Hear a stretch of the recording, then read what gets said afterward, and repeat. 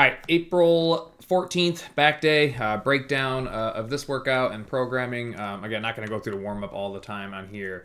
But again, as always, like incredibly valuable. I think a lot of people come in, late to the warm up, or they come into the warm up, they get stuck, socializing, which is great. But like these warm ups are incredibly valuable in terms of preventative maintenance and longevity. So again, guys, like try to focus on getting through. Is there something you don't know? Just ask the trainer. The trainers know what all of this stuff is, but it is a lot. I understand that. The first block. Okay, this is a fun one to talk about. Wanted to talk about it, obviously, which is why this video exists. So originally, it was 24 minutes. I did eventually tick it up to 25 minutes. Timing is one of the hardest, if not the hardest thing to do with programming, especially in our setting where, again, I want this to be like individual workouts, but it's still a group setting. So there's a lot of gray area in there. So hopefully some people appreciate the timing portion of this. I do take a lot of pride on it not being off really ever. I do know it is off sometimes. But sometimes like there's just nothing I can do about it, and I need people to value certain parts of it more so that the timing isn't off. And if that doesn't make sense, hopefully as we watch some of these breakdowns, it'll make more sense over time. But anyways, a good example of this is I went from 24 to 25. Again, obviously playing this out in my head as myself. And then I jumped it up to 27 because I actually settled on 25, and then I decided to write the second block instead of before finishing the first block. And once I'd written the second block, I realized I had a couple extra minutes to spare, so I actually did bump this up to 27. That being said, I always have to juggle the mental side of people feeling like they have to finish something in order for it to be successful, and that is just not the case. There are times where that is what I'm trying to achieve, but this isn't one of them. But I still have to juggle it, and I was wondering in my head, like if I do put this at 24, 25 minutes, people aren't going to finish it, and they're immediately going to assume that they did something wrong, and that's not how I write these. So jumping up to 27 gives me a little bit more confidence. A couple more people will finish. I do still think a lot of people won't finish. And I think something we could talk about right here is, a lot of people will see a workout like this, and the first thing they'll think is, all right, what do I need to grab to give myself the best shot to finish it? And that's not what I want you to do from a training perspective. I want you guys to, if I was one-on-one training you and had the ability to hand you the weights and tell you exactly what to do, we would focus on that first. So getting the right weight in hand, make sure our pull-ups are full range of motion and as strict as possible, meaning that we're not using too many or too little bands, or so little bands because we have pride and ego that we ultimately end up like kipping and bouncing. So again, keeping them as strict as possible. We would focus on those things first, and then we would shift, once we had all the right stuff in place, into, all right, how far can we get, right? And if we don't finish, then, oh, well, we just weren't conditioned enough to finish, not a big deal. But the other way around is what everybody always takes. They always cater the workout to the ability to finish, which is not what I want. So hopefully if you're watching this, you guys can view a lot of these like that, or maybe every now and then ask the question to a trainer, like, are we trying to get through all this right now? And they can hopefully guide you from there. But anyways, you're going to work your way down.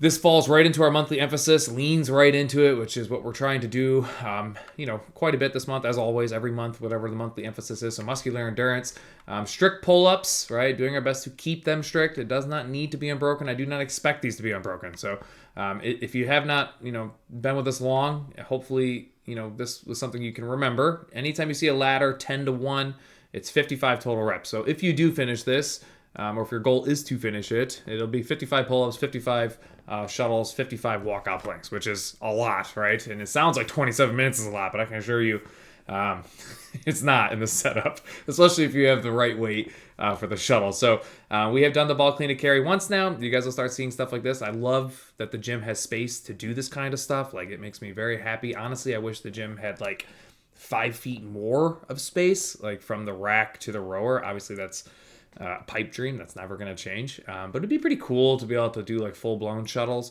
These are a little bit shorter shuttles, but they still work for what we're trying to achieve, which makes me happy. We obviously didn't have that space in the old gym. So you guys will do the clean. Focus on trunk stability through your lats, through your triceps, keeping your hips neutral, shoulders stacked over your hips. I really like to make that a point on back day.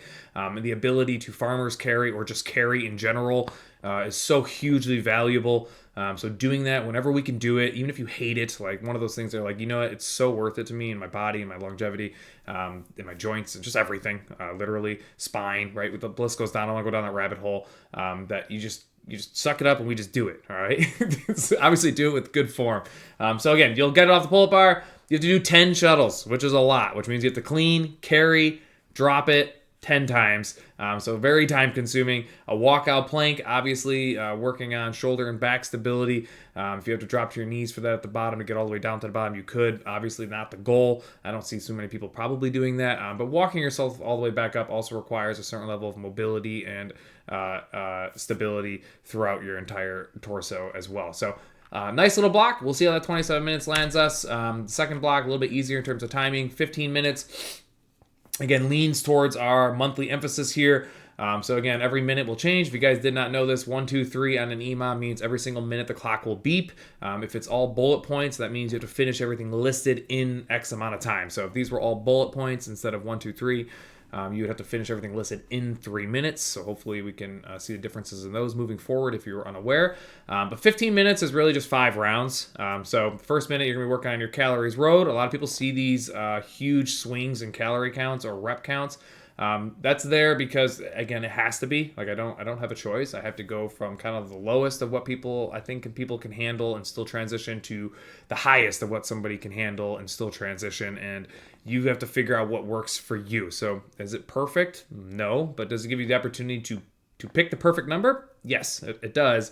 If you know yourself well enough, which is why we're always talking about, mental notes, reference what you've done in the past, start taking little tallies of like, hey, I know in a minute I can do 14 calories and get up and not be dying, right? But if I jump to 18, all of a sudden I can't breathe and I can't move, right? So if I'm looking at this, like I know I can do 20 calories in a minute, that's not hard. But transitioning off of 20 calories in a minute is very hard, right? So I'd probably be like, all right, I'm going to do 18 and focus on my transition. Or I'm going to be like, you know what, F it. I'm going to do 20. I'm going to make the transitions very challenging for myself because I know the difference between those 2 calories. And I'm going to do 6 American swings instead of 8. And I'm going to take 10 or 15 seconds of that second minute on purpose to catch my breath, knock out the 6 swings, and then transition because I know the third minute is a bit of a relaxed minute, right? So I have the ability or flexibility to increase my output on minute 1. Whereas a lot of people won't look at that at all.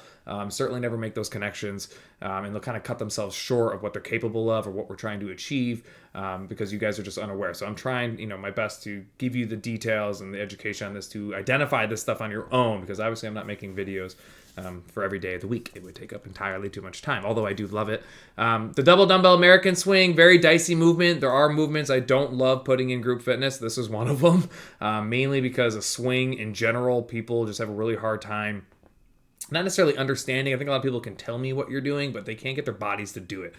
So the neuromuscular connection, the motor pattern just isn't there. An American swing is an exaggerated version of a regular kettlebell swing or Russian swing, right? So you're going up and overhead with these, and it's double dumbbell. So there's going to be a lot of emphasis and what feels like pressure on your lower back, but if it's done correctly, your trunk's engaged, your glutes are engaged, right? We're actually using an appropriate hip thrust here. We'll be totally fine getting these dumbbells overhead, but this might be a scenario where a lot of people are just like, hey, I'm not comfortable with this. I'm not comfortable with 2 dumbbells.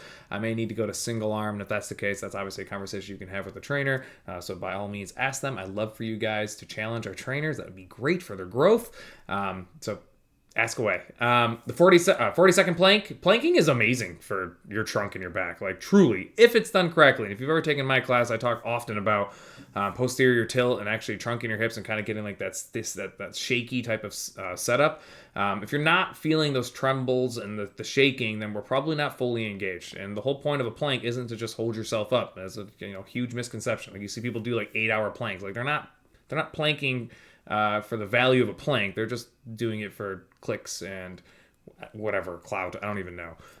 But in terms of training, it's irrelevant. Like the goal is to challenge our nervous system and challenge with posterior tilt our pelvic floor and your ability to have a full contraction for a 40 seconds. And if you were to do that every single time, doing a real 40-second plank is really, really hard and taxes your frame big time. So that's what we're working on right there. Not just holding yourself up. That's another one of those situations where having a little bit of self-awareness, a little bit of reflection, asking yourself, am I doing this correctly? Goes a really long way. Like a 25-second real plank is far more valuable than a 40-second half-ass plank just because you felt like somebody was looking at you and would be happy that you held yourself up for 40 seconds. Like that is not the goal. Again, another one of those scenarios, if it was one-on-one training, that wouldn't be a thing. I would make sure that we weren't doing it incorrectly, right? But again, group fitness, a little bit of gray area. So, anyways, that's the workout. Hopefully, somewhat helpful. And again, if you guys have questions, by all means ask. Again, questions from the last couple of videos did come up in the class. They're fantastic, or people have texted me or pulled me aside. More talking points, the merrier. If there's other directions you want me to go with these workouts, by all means ask. Again, I kind of just pick ones that I think have nice little talking points and emphasis, and maybe things I'm not totally sure everybody in the gym fully understands when they see the workout. So anyways, hopefully this helps. Ask questions if you have them. Enjoy.